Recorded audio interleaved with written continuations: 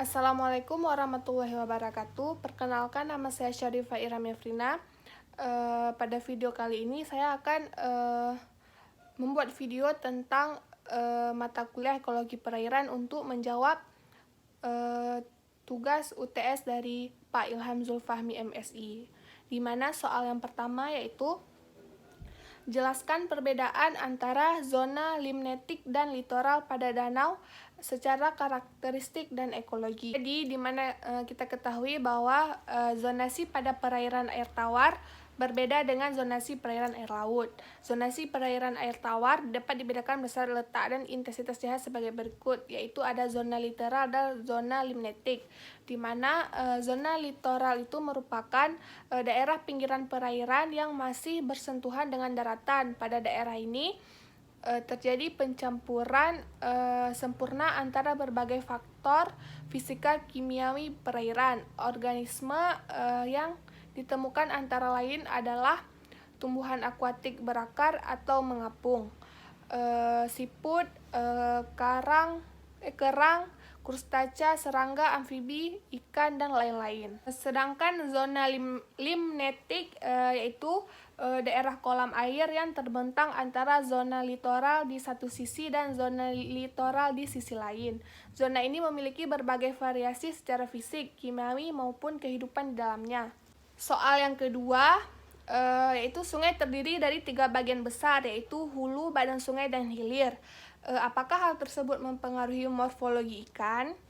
Iya, karena setiap hulu, hilir, dan badan sungai memiliki karakteristik dari tempatnya masing-masing, sehingga perbedaan kondisi lingkungan sungai dapat memunculkan perbedaan persebaran ikan.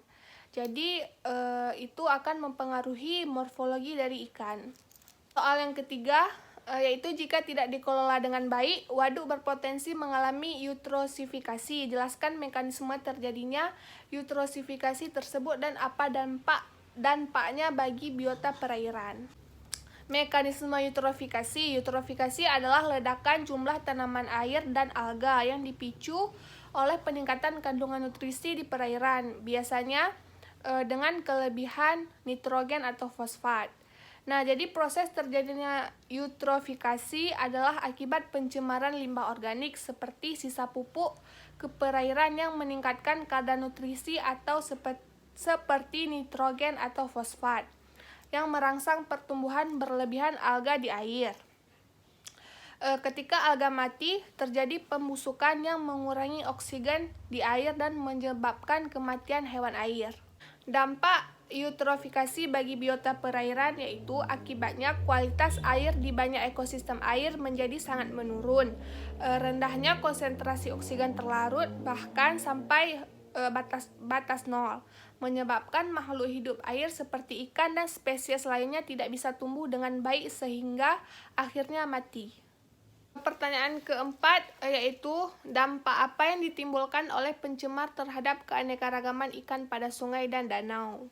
Dampaknya adalah apabila banyaknya zat pencemaran pada air akan menyebabkan menurunnya kadar oksigen terlarut di dalam air tersebut, sehingga mengakibatkan kehidupan dalam air membutuhkan oksigen terganggu serta mengurangi perkembangannya.